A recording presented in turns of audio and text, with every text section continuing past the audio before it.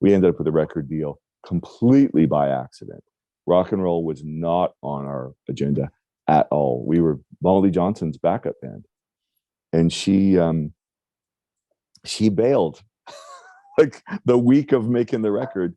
She bailed and decided to do her own rock and roll band, and said to the record label owner, "Yeah, but Gordie's really good. He's a really good singer, and he's written a bunch of songs.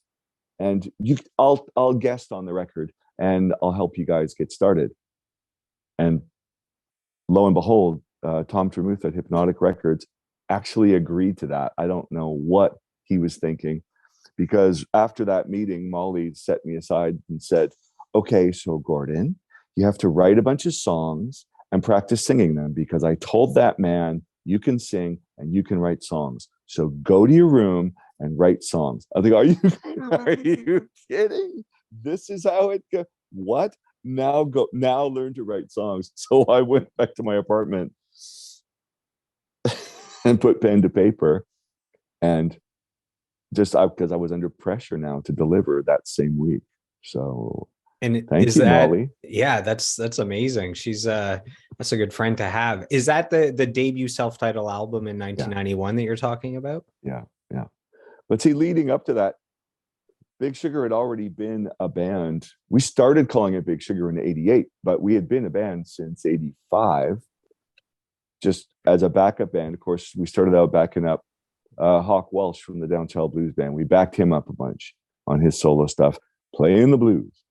And then people would come to town, artists would come to town.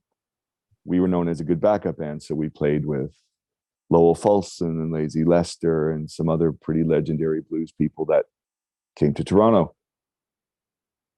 We knew a lot of people in the West Indian community, played with a lot of different musicians, reggae musicians, calypso musicians. So come Caravana, we'd get hired to back up calypsonians and playing soca and calypso and reggae. We got known as being a really dependable band. We'd back up jazz singers.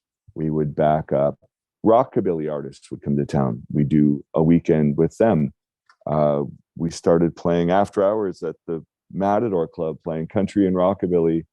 Ended up backing up some country artists. So by 1991, I'd kind of done everything you could do, in like from wearing tinsel in my hair and learning dance steps to slapping a bass to playing blues, rockabilly, being on a parade float at Caravana. Like, we'd done everything there was to do.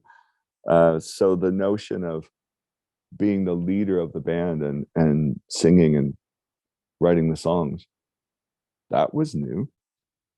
I hadn't tried that yet. So